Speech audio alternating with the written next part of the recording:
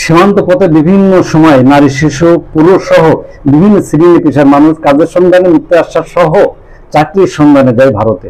অবশেষে আটক হয় ভারতের পুলিশের হাতে। এই সমস্ত ভারতের পুলিশের হাতে আটক হওয়া 21 নারী পুরুষকে হস্তান্তর করা হলো বাংলাদেশে। এসব বিষয়ে বিস্তারিত দেখতে শেষ পর্যন্ত দেখুন ভিডিওটি, সাথে থাকুন আমাদের। চলুন বিস্তারিত দেখে আসি ও শুনে আসি। ভালো কাজের প্রলোভনে ভারতে পাচার হওয়া 21 বাংলাদেশি নারী, পুরুষ ও শিশুকে বিভিন্ন মেয়াদে সাজা ভোগের পর বিশেষ ট্রাভেল পারমিটের মাধ্যমে তাদেরকে বেনাপোল চেকপোস্ট ইমিগ্রেশন পুলিশের কাছে হস্তান্তর করা হয়েছে বলে জানিয়েছেন ইমিগ্রেশন পুলিশ। বুধবার বিকেলে ভারতের পেট্রাপোল ইমিগ্রেশন পুলিশ পাচার হওয়া বাংলাদেশিদের বেনাপোল ইমিগ্রেশন পুলিশের কাছে হস্তান্তর করেছে বলে জানান ইমিগ্রেশন সংশ্লিষ্ট কর্তৃপক্ষ। ফেরত আসা নারী শিশুরা যশোর, সাতক্ষীরা, খুলনা এবং নড়াইল জেলার বাসিন্দা। আইনি সহায়তা দিতে রাইট যশোর 10 জনকে এবং জাস্টিস এন্ড কেয়ার 11 জনকে গ্রহণ করেছে।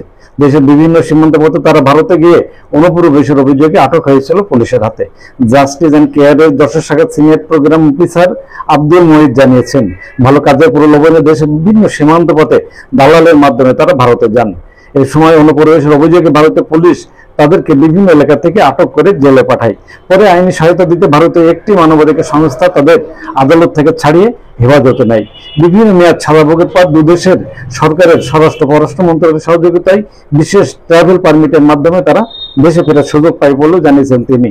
ফেরত আসা বাংলাদেশিরা তাদেরকে পাচারকারীদের শনাক্ত করে আইনি সহায়তা চাইলে তাদেরকে সহযোগিতা করা হবে বলেও জানিয়েছেন ওই কর্মকর্তা।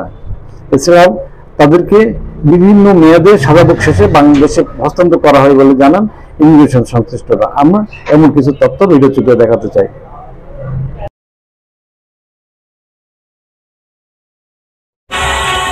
দেশ বিদেশের সব খবর জানতে, দেখতে, শুনতে শিক্ষা, স্বাস্থ্য, যোগাযোগ, ভ্রমণ, বাণিজ্য ও বিনোদন সহ বিভিন্ন বিষয়ে সবার আগে সব প্রতিবেদনটি দেখুন ভয়েস অফ কলকাতায়।